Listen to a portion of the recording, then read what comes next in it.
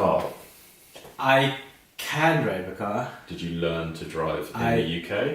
I've actually had a driving lesson in the UK because you need to do that. Oh, you have to do it. Yeah. So you tell me you learned. I to have drive an in Indian. India. I have an Indian driver's license. Yeah. That's one. But you need to convert that into something else to be able to drive in the UK. Okay. So that's So you had to do a test again in the UK, did you?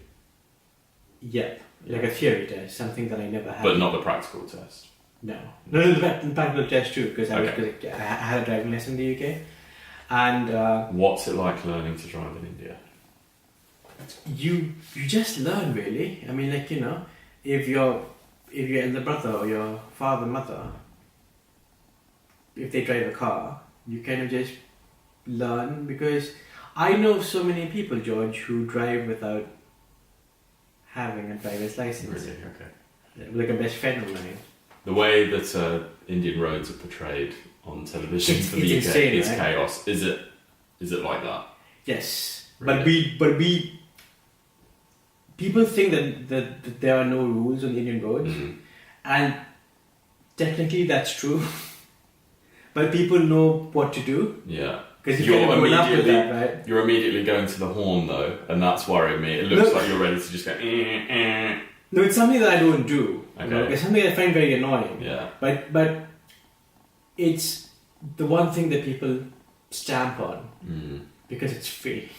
Right. Okay. They think like honking is part of the driving experience, which would be rude here, right? If you were to honk here. Yeah. So I think in our kind of the rules of the road, the highway code, the horn is supposed to say "I'm here," so you beep the horn so people know that you're there.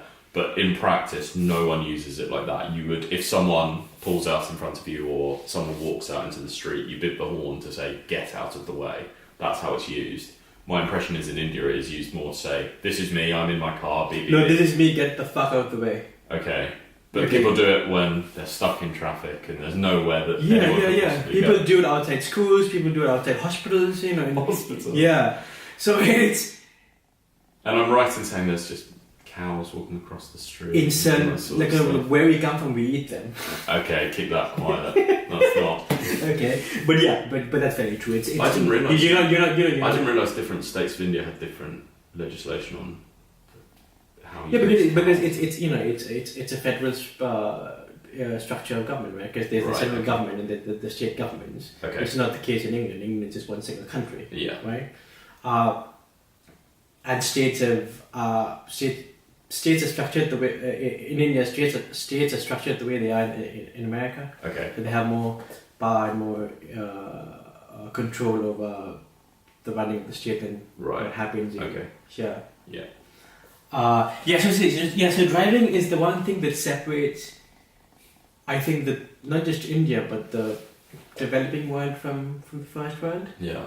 Because here, like in every first world country, whatever, like it could be Singapore or England or Scotland or France, and their approach to driving is one of order, one of control, one of safety. These are all words I've heard you use talking about the differences between our countries. Yes, order. We were in a control. pub Yeah. yesterday and you said, "Wow, it's so ordered in here. It won't be like this when I get home." Yeah. How does that disorder manifest itself in a pub or a bar in India?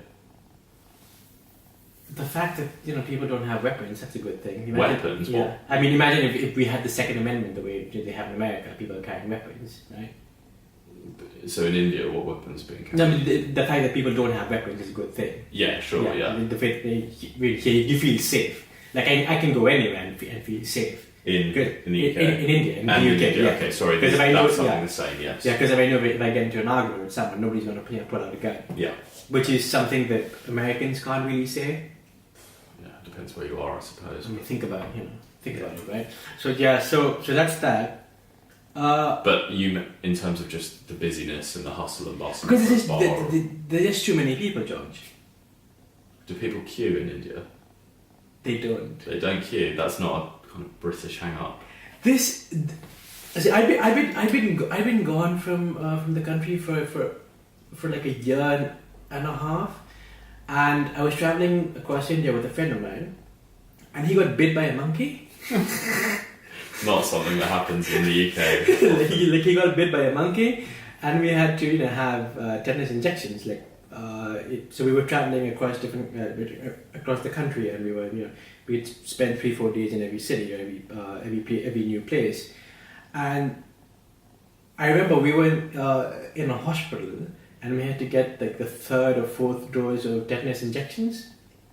And I don't know why I'd forgotten that queuing wasn't a thing. So there I was with this friend of mine, and we were stood in line, and we were queuing up, waiting for the doctor. But people kept cutting in, and I was like, hold on, what's going on? Like, we've been in line, for close to 45 minutes, and the guy at the reception laughed at us. He was like, we don't queue here. And this was like a proper fancy hospital. Yeah. That's funny. And I laughed because I felt stupid for having forgotten how things worked. Because when you what did you do then? You just push back in? I'm like, fuck this. We move in, and it's our turn next. Yeah. Okay. Yeah. So queuing is not something that we do. Would that change state by state as well? No, that's a very common thing. Like, we don't queue anywhere. Mm-hmm. Honking of cars all over the country. There's certain things that unite us, right? Honking of cars, queuing,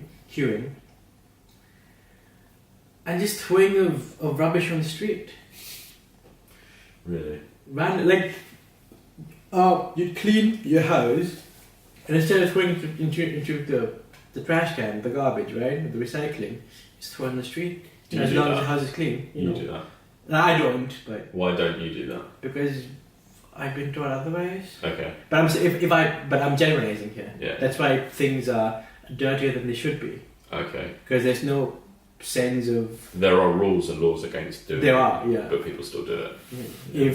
If your elected representative is going to get out of his car and pee on the wall, right? Yeah. Just have a wee. This happened recently, didn't it?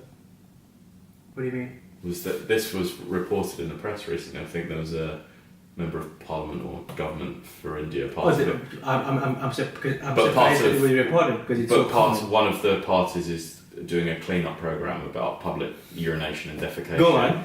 I don't know his name, but he was photographed pissing against the wall on the way back from a meeting about stopping public urination. So it didn't go down particularly well. But having said that, yesterday I walked past a man peeing outside, peeing on a trash can outside Burger King. That's a phone call which I'll have to stop, by the way. Yeah. Outside Burger King. That's crazy. Mm. Yeah. So that was that. Yeah, it does happen. So just to there's driving, throwing of rubbish on the streets, honking of cars. Mm-hmm. There's no tomorrow. Those are the things that bring you all together. Bring us all together and set us apart from the Western world or the first world. Cricket as well. You know how cricket is a very middle class sport here? Yeah.